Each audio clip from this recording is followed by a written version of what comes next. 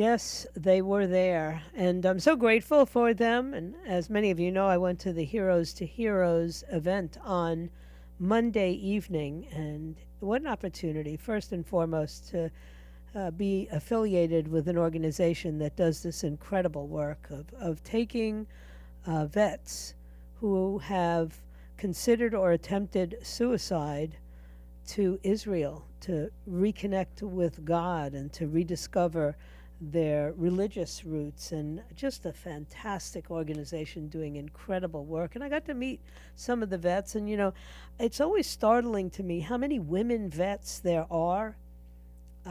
Because of course, I'm of a different generation, and a woman going into the military was rare in the 50s and 60s, and even the 70s.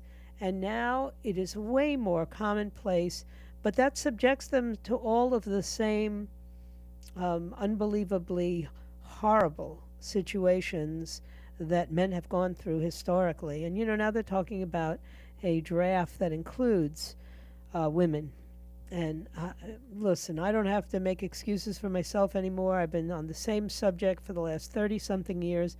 I do not approve of women in combat, with very few exceptions. And there are very few exceptional women who I would bend the rules for. For the most part, I think it places an unbelievable burden on the men, because they're just even in today's day and age. And I put a Babylon Bee funny thing about feminism on the video blog today. But even in today's day and age, men still want to protect women. It's hard to kill off that urge in men. And on the battlefield, that is a dangerous, dangerous thing. So, I did see a number of women veterans who had been through the Heroes to Heroes program, and I'm just so proud of Americans who would make that kind of sacrifice, and just awed. I'm in awe of the men and women who serve in the military, the Army, the Navy, the Air Force. Met a gentleman who served in two branches, in both the Navy and the Air Force. 20 years, but came back and struggled, really struggled with moral injury. And I was able to talk to him. He happened to be a Boricua, a fellow Puerto Rican, and we talked about a lot of things that evening. And it was really, there's something about people who are willing to lay down their life for their brothers and sisters, to their fellow man. I mean, it's biblical. And I am so proud of those men and those women that I can't even, I can't. Sometimes when I'm around them, I'm just like perpetually choked up. And when I have to hear their stories or tell their stories or watch their stories on a videotape, it's very hard for me to keep my composure, because, again, I don't know what, if I'm made of that kind of metal. I don't know. I'd like to believe I am, but I don't know. That takes an exceptional, extraordinary human being. So we pay tribute to those men and women every Friday on this program, and sometimes we have to add lists to the name of the fallen. And I was contemplating adding to the list those who have committed suicide during this week. And then I decided that it's much harder to get those names for a lot of reasons. A lot of families keep them private, or it's not reported to the Pentagon, to the Department of Justice, the Department of Defense. And the only time you might find it is on the DOJ's website, where they'll talk about investigations into suicides / possible homicides. And I just don't want to pour through those records, really. I mean, it's altogether too sad. But suffice it to say that a veteran in this country commits suicide every single day. And that's staggering. And that's something that we have to confront, and that we have to hopefully find a method of alleviating or ameliorating. And I think this program, Heroes to Heroes, does that. So if you want to check out their website, it's heroestoheroes.org. And what they do is they finance groups of veterans to go with a team of coaches to Israel, where they get together with members of the Israeli veterans groups, and they visit all the sites. If they're Christians, they visit all the sites, the Via Dolorosa. They can get baptized in the Jordan River. If they're Jewish, they go to the Wailing Wall. If they're Muslims, they go to the mosques. If they're, of the Baha'i faith, they go to the temple. There's something for everyone who has a relationship or has lost their relationship with the God of their understanding. So it's a great organization. Much like, I got a lot of feedback on Living Hungry, the organization that Maura was on the program yesterday talking about feeding homeless veterans alongside of Stand Down House. And, it's a good thing to be reminded that not everybody is self-serving, not everybody is a politician. Some people are just good, and they do good things, and they ought to be congratulated for those good things that they do. Don't forget that we have a lot coming up today. I'm going to have Mark Morgan on, former acting director of the Customs and Border Patrol, because this new Build Back Better bill, oh my goodness. If I said these things and I couldn't validate them or back them up with actual reporting, it would be, you'd think I was making some of this stuff up. But this $5 trillion bill that the House just passed on a strictly partisan basis with only one Democrat not signing on to this bill includes $124 billion with a B dollars for illegals to fight deportation. Now, on what planet is that good for the American people? In whose mind? Does anybody really, with the exception of a handful of far, far left, squad members and just jihad members, I don't even know how to refer to anybody who would support that, really. But we'll talk to Mark Morgan about that. And coming up at 1 o'clock, Dan Bongino will be on. And then at 4 o'clock, Ben Shapiro comes your way. And WPTV will wrap up this week, this Monday through Friday, with their news program at 6 o'clock. And then you guys have to wait all weekend long until we start this madness all over again with Jen and Bill at 6 a.m. And and by the way, Derek will be coming on with me today in the 12:30 segment, so stay right where you are. I am sure that there are plenty of people out there in the listening audience who, like me, are sick when they look at this Build Back Better budget bill. Mark Morgan is my guest right now, and I am just, talk about perfect timing, Mark. Built into this terrible budget bill is $124 billion for illegals to fight deportation. Can you believe that? Joyce, look, under this administration, yes, it's no surprise. But they've been trying since day one in this Build Back Better social spending bill, right, to include mass amnesty for millions of illegal aliens. They've tried 2 previous times. It was shot down by the Senate parliamentary, and I'm hoping their third attempt it's going to be shot down as well. Look, they couldn't do more to actually encourage and incentivize more illegal immigration than what they're doing right now. And I think that you don't have to be a former acting director of Customs and Border Patrol like you are to see what a disaster we have at the southern border. And the mainstream media doesn't even bother to go down there. I remember all those congresspersons going down and crying at the border over Donald Trump's policies, but it's like completely worse now, and I don't see any news reports. Yeah, Joseph, that's the hypocrisy of it all, right? Is that they think that they keep saying things that are absolute just blatant lies, that somehow the American people are going to start believing them. And I think that they've overplayed their hand. You had DHS Secretary Mayorkas this week actually say, when Ted Cruz was confronting him about, he continues to put kids in the same conditions that they claimed were just inhumane under the Trump administration, and then the so-called cages that were coined by the open border advocates and Democratic Party. And he actually said under oath that he had not heard the term, and he wasn't familiar with the term cages, even though those so-called cages were built under the Obama administration when he was the Deputy Secretary of DHS, and he claims to have never heard the term. I mean, Yeah. he's just blatantly lying to the American people, Joyce. Yeah, and the American people, as you said, are kind of hip to this now. They watch, a trial like the Rittenhouse trial on television. They see scenes of, drones over a bridge where you got 15,000 Haitians, and they're thinking to themselves, wait a minute, these are my eyes lying or are they lying? Yeah, Joyce, exactly right. Real quick, the Rittenhouse.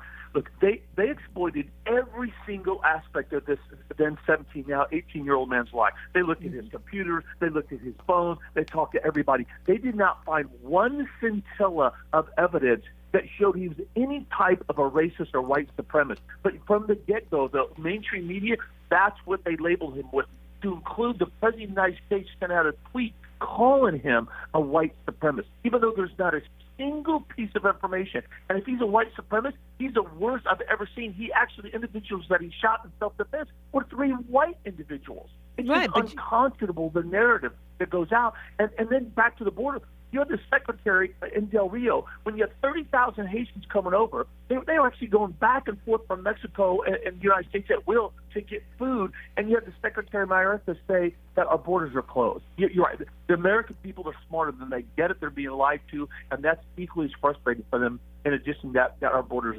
are wide open and our country is less safe because of it. And we know this game, but they've been playing it for a long time. And of course, when the last administration was in control, it was Donald Trump who was the racist and the white supremacist, in spite of the fact that he elevated the standard of living for people of all colors and of all ethnicities. That didn't matter. Now we have higher gas prices and we have an unlimited amount of illegal aliens crossing the border, and nobody calls Joe Biden any names other than inept. I mean, and except if you're mainstream media, they continue to support. Well, look, we know they're an extension of the Democratic Party. There's been virtually zero coverage on the southwest border, and we are now in the midst of a catastrophic issue down there. It is the worst crisis we've seen in our lifetime. And I go back to Secretary Mayorkas, he continues to mislead, spin, lie to the American people. When he's asked about the number of gotaways, the number of illegal aliens that have broken into our country and evaded apprehension and made their way to every town, city, and state in this country, the Secretary claims ignorance. He doesn't know. He can't answer. Well, the number is well in excess of 400,000. When he's asked how many he has intentionally directed to be released into the country, never to be heard from again, he says a number around 375,000. Joyce, it's a lie. It's closer to 600,000. He doesn't include the unaccompanied minors that he's released into the country. He doesn't include the number that ICE has released from their custody due to his specific direction. It's in excess over 600,000. He doesn't talk about that 25% of them are active COVID carriers, and the fact that he's not testing the majority, and there's no vaccine mandate for those individuals. It's just he's a train wreck, and he's a danger to this country. Yeah, well, right now he's having a colonoscopy, and if you think it was scary yesterday when he was in control, at this moment Kamala Harris is in control of the government because he ceded power to her. She couldn't even visit the right part of the border when she was the border czar. Yeah, that's exactly right. And look, and Secretary Mayorkas was called out on that as well, and he finally admitted that the president or her really hasn't been to the border. It's an absolute a catastrophe that we have. And here's the thing, Joe, you know what I've talked about. Your listeners need to understand why this is about border security. This isn't about illegal immigration. Illegal immigration is just a subset of border security. It's all. If you open your borders up to one crisis, one threat, you open your borders up to the vast set of threats that we face. So when Border Patrol agents are pulled off the line to process 1.7 million illegal aliens, the border is wide open. Drugs are pouring through, gang members are pouring through, criminal aliens are pouring through. Again, I talked about the 400,000 gotaways, and our vulnerabilities with respect to national security exponentially increases every single day.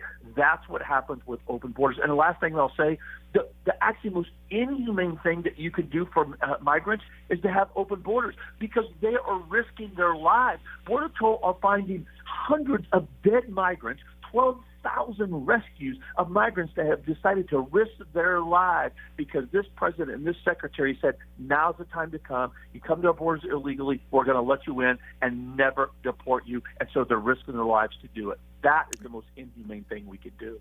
And I think one of the most inhumane things that doesn't get covered much except by organizations like FAIR or Center for Immigration Studies is the fact that the amount of drugs that have poured into this country in just since January of 2021 is astronomical. People are dying in our country. American citizens are dying because of overdoses of these fentanyl-laced drugs, and our government is more concerned about whether they have enough money to get a good attorney for an illegal alien fighting deportation. It's so tone deaf to what the American people are going through.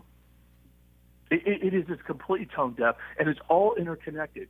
Again, when we are talking about illegal immigration, we're talking about someone that sneaks in your basement window in the middle of the night and then it's expected to be rewarded for it, right? Instead of coming to your front door in the middle of the day and asking for help. Look, I'm all for it. If we need to improve our legal process, great. That's a fair discussion to have, and I think there's things that we can do. We're talking about illegal immigration. Those are breaking into our country in violation of the rule of law and the sovereign laws of this country. That's what this is about. And when you have the astronomical numbers, Border Patrol agents are pulled off the line. They're pulled off their national security mission. And one of many aspects of that is just what you said, Joyce. Drugs are pouring into this country at a volume that we've never seen before. Look, a report just came out that in 2020, over 100,000 deaths directly related to overdose. And that is exponentially increasing as we're speaking right now because our borders are wide open. Yet the mainstream media will not cover it, and you'll never hear that from this secretary or this president. Yeah, or any more than they will cover the sexploitation that goes on as these young children are being trafficked. And we got a Super Bowl coming up, which is notoriously the time for, sex trafficking and young kids pouring into the areas where these games are held, although I've never quite understood why the two things go together. They apparently do. And I'm looking at these, young children, 4, 6, 8 years old, walking along the side of the border by themselves. And I'm thinking, does anybody really believe that they're going to be safe? It's mind-boggling. Joyce, again, you're spot on. What we saw actually, because of broken laws and our broken immigration system, we actually saw minors that were being bought and sold. Mm-hmm. And this is a fact. This is not hyperbole. Bought and sold to form fake families because our law said that we cannot keep them for more than 20 days. That's what catch and release started. Right. And so that's why we did the Remain in Mexico. It closed that loophole, and this administration turned it back on. Right now, this year, 150,000 unaccompanied minors have been apprehended trying to illegally enter this border. Think about that. Look, Doctors Without Borders has said up to 30% of young women and children are exploited on their journey up here. And then last, to your point, is as many of these individuals, as they're being smuggled, they're also being trafficked at the same time. They just don't know it till it's too late. Yeah. So their exploitation doesn't stop when they get to a border. Oftentimes it continues, as you described, once they make it into the U.S. It's not just sex slavery, but it's labor. It's a countless different factions of being trafficked that's being done every single day. And 1.7 million, this administration's policies have put the cartels back in the game for smuggling and trafficking. It is. It's an outrage. Mark, thank you so much for coming on, and thank you for all the good work that you guys are doing over there at FAIR, Heritage, all the places that you guys are getting the word out, although the mainstream media is not helping you very much. Always appreciate talking to you. You too. That's why what you're doing is so important, Joyce. So thank you for giving me the time. All right. Thank you. All right, and that leads us to the bottom of the hour. Derek will be up next. I want to remind you, though, that Bill O'Reilly is coming to the FLA Live Arena in Sunrise, hosting the History Tour with none other than former President Donald Trump on December 11th, and we have a chance for you to win your way in. Just go to 850wftl.com to register for your chance. Win a pair of tickets to see Bill O'Reilly with President Donald Trump on the History Tour live in Sunrise on December 11th. Stay where you are. I'll be right back. They say that the apple doesn't fall far from the tree. But in the case of Derek Kaufman, the apple rolled all the way to L.A. The one thing Derek and his mother share in common, however, is the love for breaking news. TMZ is breaking news faster than the New York Times. So sit back and enjoy the news from Hollywood, as only the Kaufman family can bring it. And it's that time when I get to check in all the way across the country on the left coast with my son Derek Kaufman at TMZ. How you doing, kid? Oh, hanging in there. Looking forward to Thanksgiving. We ordered our pies. We got turkey on the way, ham on the way. It's very exciting. One of my favorite times of the year. Yes, it is. You going to have company over, or are you just doing the family thing? Oh, well, we got a brand new kitchen that Mary wants to show off, of course. So a lot of her family will be coming in, and it should be a bit of a zoo. Oh, it'll good. Be a fun zoo. Yeah, that's what you want. You want to have a beautiful home and invite people in who can enjoy it with you during the holidays. Normally, I would be trying to get out there for the holidays as well, but we're still trying. We'll see what happens. I went to the TMZ website today, and some of the news was just so sad. I mean, I don't know who young Dolph is, but nobody should, get gunned down in the street in front of a cookie store. I mean, that's almost blasphemous. Yeah, this was just horrific. And young Dolph may not be someone on your radar, but he's actually a pretty big deal in the rap world. And, he was gunned down, broad daylight, outside of a cookie store called Makeda's Cookie Store. In Memphis, his hometown. He's actually been on the wrong end of shoot-ups before, where he has survived, and this time sadly didn't. And now, we're seeing a lot of tributes. We actually have a video on our website of really his final moments. He wasn't aware of it, but he's down the street from the cookie store, just filling up his at a nearby gas station and pumping up gas in his car. He had big plans. He had, other shows and tours he was going to go on, and he was killed. They just opened fire with a pistol and an AK-47, and that's it. And it's tragic. I mean, we see this all the time now. Pop Smoke, XXX Tentacion. There's just gun violence, and it's horrific every single time. Well, it goes all the way back to when you were a kid, and you had, there were actually wars between rap stars and shootings, and empires were brought down. So it's not new. No, it's certainly not new, but it's nonetheless, every time feels tragic, because you look at the age of these people. This is a kid. Now I'm in my 40s. He's a kid to me. This is a guy in his mid-30s with so much life ahead of him. And it's just over in an instant, And yes, there's all these tributes, and people don't forget, but they do. Time marches on, and it's just I get hit by these very differently now that I have kids. I see how young people are and reckless. So this was a tough one for yesterday. Yeah. And then sometimes you'll get to witness brutality, which is like mind-boggling. I'm scrolling through TMZ Sports, and I see this NFL, or at least he used to be in the NFL, this running back, Zach Stacy. What on earth? There's multiple videos of this. It's absolutely horrific. These seem to be interior sort of ring cameras or security cameras that you set up in your house. Sometimes when you have children, I have them all throughout my house too. It's very, very clear video of a vicious attack. His baby's mother is in the living room. It looks like there is a 5-month-old who is just feet away from where this is going down, and he stalks this woman, throws her into a television set. The television set then falls down on her, and he walks out, but returns. And it's so chilling and menacing to hear his sort of relatively calm demeanor while he's, issuing this savage beating. And, he took off. She got a restraining order. The cops did show up. She ended up going to the hospital. But he is still out there and presumably doesn't want to talk to the authorities, because there's really no explanation for this kind of thing. You're in the middle of this. She's sort of explaining something about maybe speaking with his financial advisor. Maybe there was some flirtation that she, relayed to him. But it doesn't matter. I mean, what he's doing here is beyond the pale. Yeah, and with a baby right there in the vicinity. I mean, that's his son, right? That was in the baby seat. That's their child together, and it's absolutely horrific. You know, they were broken up at the time, apparently, but when you have a 5-month-old, you're in it for 18 years. You can break up and stop the romantic relationship, but you're entangled with that person for a long period of time, and to do this in front of your child or any other person. It speaks volumes. This is the worst I've seen, and I've seen Ray Rice. I've seen other videos that show horrific things, but this is so clear and so vicious. It had a real impact on me.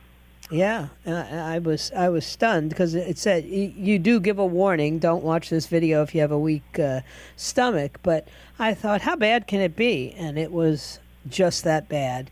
I pray for people who get into these situations, and they need to be mindful. Everything is on video. I mean, and somebody will give that video to TMZ. Trust me, no matter what, they will get a copy of the video. So be mindful about what you do and what you say.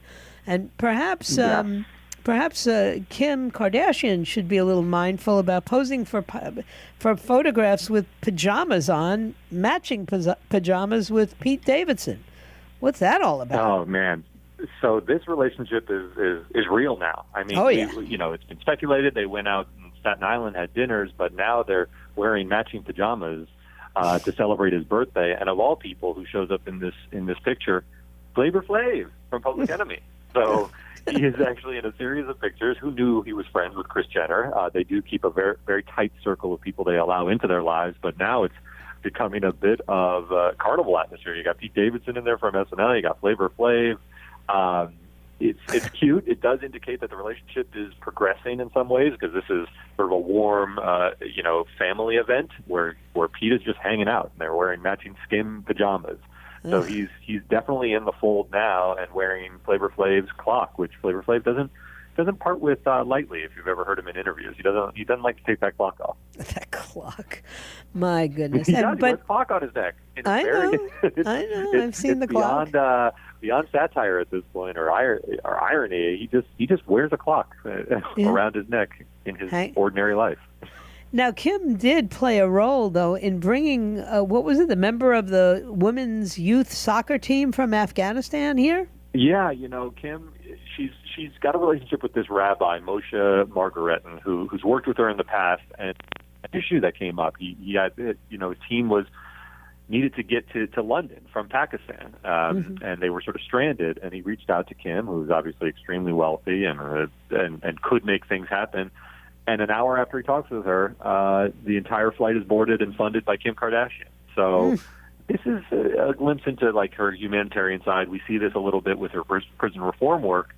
She's a pretty good person. I mean, I can't really quibble with this. You can disagree with sort of the lifestyle she promotes and what she means for society writ large, but she does do some good things with her money. And this is hard to argue against. Yeah, well, let's hope that Britney Spears is going to do some good things with her money, because she's going to get her hands on it now, isn't she? I'm telling you, free woman. The conservatorship is over. And, we just posted a story recently about, yes, she's free, but people were raising concerns, her medical professionals and so forth during this hearing, to make sure that she stays on the right path and that she's protected. And they outlined some of these concerns. But really, these are suggestions. They're things like how she can transition from 14 years under a conservatorship where much of your life is controlled, and that's what she was griping about. Coming out of that, and we've talked about this with prison. If you're in prison, you become institutionalized. Right. There's a form of sort of dependency that develops when you're under someone's thumb for that long. And now she's out there. And there were some issues they were worried about, in particular with Britney beating in Westlake Village. She was stopped by an officer. She was going 62 and a 40. She ends up getting off, and it's not that big of a deal. She's not, going crazy out there on the road. But they want to make sure that she stays, drug and alcohol free, doesn't have any temptations around her, so that her mental health remains as strong as it possibly can. And this is going to be an interesting period, this transition period. Everyone is very happy in the Free Britney movement. But the Freed Britney movement, with the D at the end of it, it's a work in progress, and we're going to have to see how things go. Absolutely. And so they're changing. We lost the name of the BBT arena recently. It's now the FLA. You guys are changing Staples Center's name? Oh, my gosh. That's like... yeah, it's going to be crypto.com. This is the new world. The naming rights to the Staples Center, and it's been the Staples Center since inception. I mean, that's what it opened as. The Lakers used to play at the Forum, but when the Staples Center opened, it was the Staples Center. Right. And now a huge naming rights deal, I think it's $700 million, is going to be the Crypto.com Center. And, everyone is sort of laughing at this. Sort of sounds like the .com era when we had, like, the Pets.com stadiums in the early or late 90s, early 2000s, things like that. But crypto's here to stay. And they'll call it the Crypt, and it'll be a thing. So I don't think this is going to be laughable in a few years. Yeah, and if you call something the FLA Live Stadium, like they just renamed BBT, what are the odds that you won't have an FLA, something to attach to that? That's exactly right. And what's laughable on day one becomes normal on day 10. And I think that's what's going to happen with crypto. Everyone thinks of this as this wild, wild west. It's starting to normalize. We see billboards all around out here. Crypto has hit the mainstream. Absolutely. And finally, probably the funniest story I've ever read on your website is a German Shepherd actually about to sell a mansion.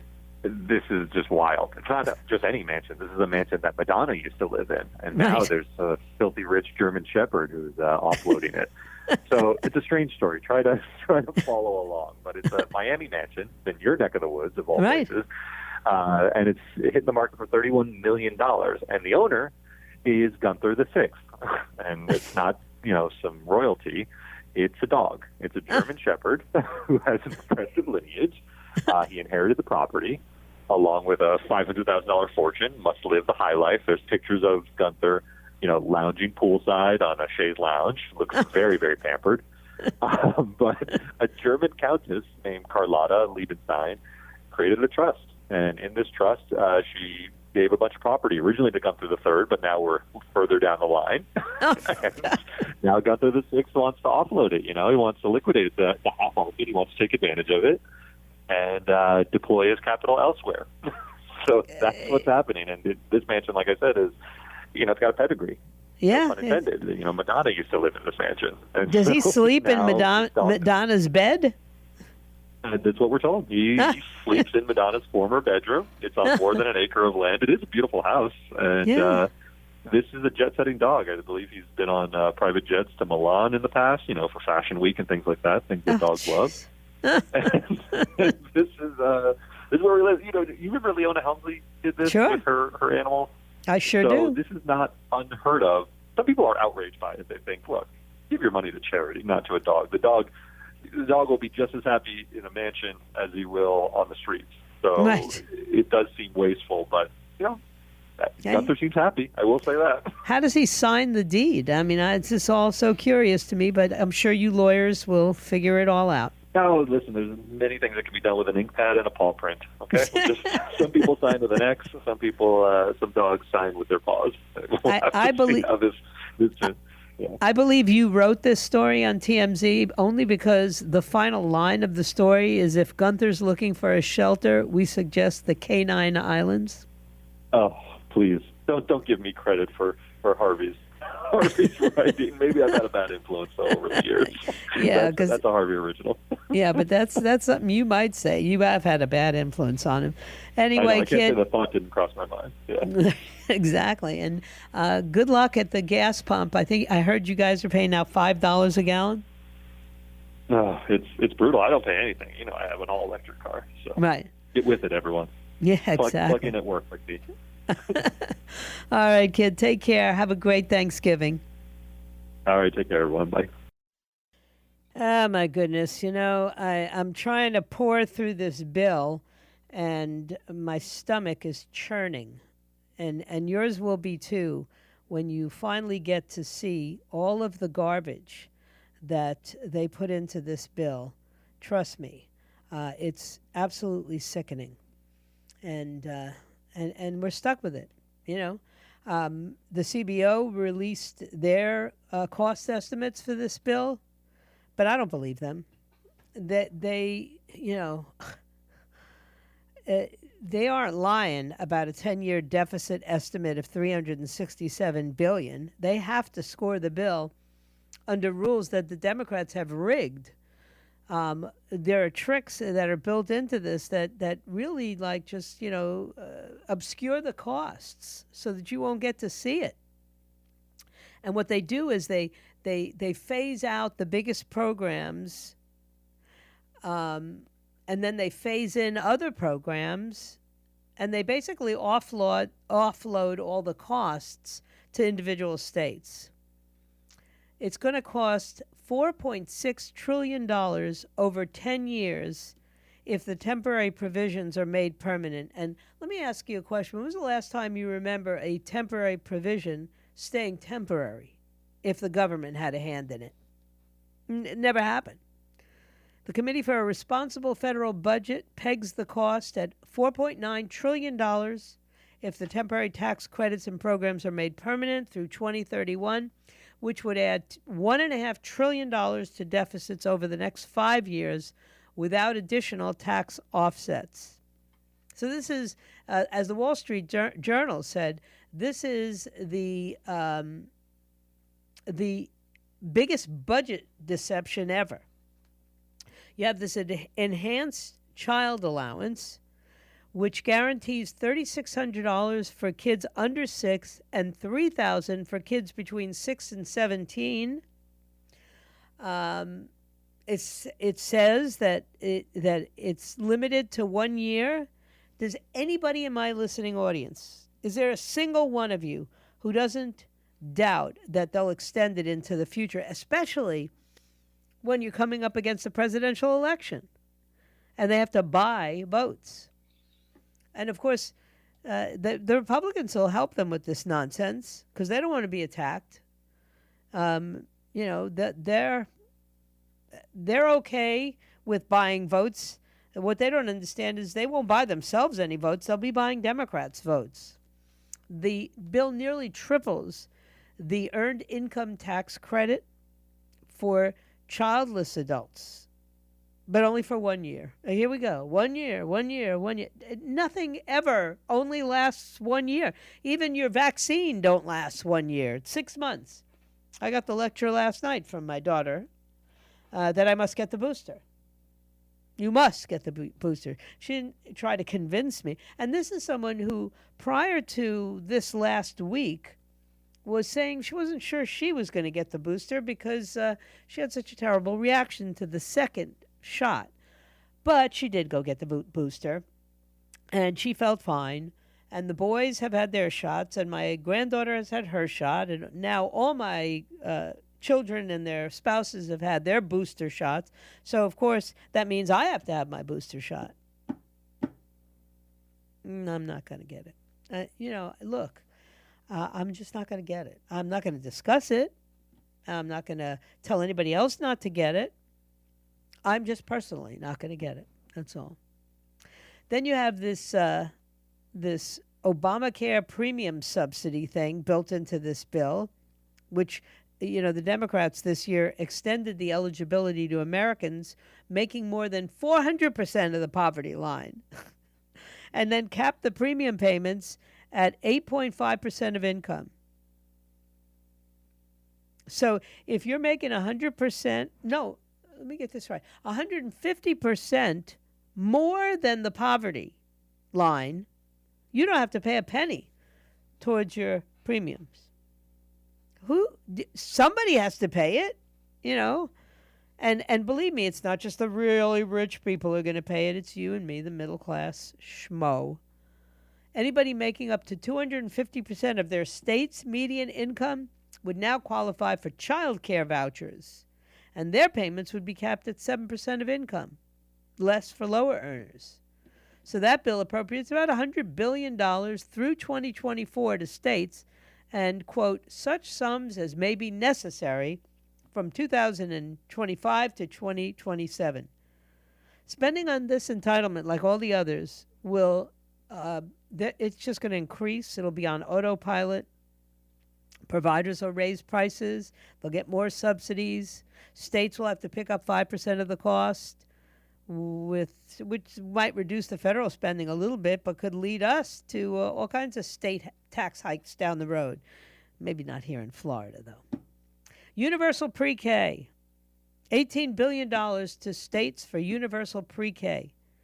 I know that pre-K and child care entitlements are important, but once the middle class gets hooked on that stuff, they're not going to take it away from them. So this House bill will cost $2 trillion to $3 trillion more than the CBO is telling you it's going to cost, and you could take that to the bank. So I thank you for your time this time. Until next time, don't forget to get breaking news alerts and exclusive web features by following us on Facebook. Like us today at 850 WFTL. And I will be back on Monday at noon, if it be his will and he delays his coming. What lies behind us and what lies ahead of us are tiny matters compared to what lies within us. So wherever you are, just be yourself. Everybody else is taken. May God bless you, and may God bless the United States of America. Hello, this is Discover, and we take customer service very seriously. We know that if you have a question or concern about your credit card, that's a serious matter, and you need to talk to a real person about it. So we offer around-the-clock access to seriously talented representatives in the USA. Again, it's a serious endeavor. The only funny thing about it is Bob.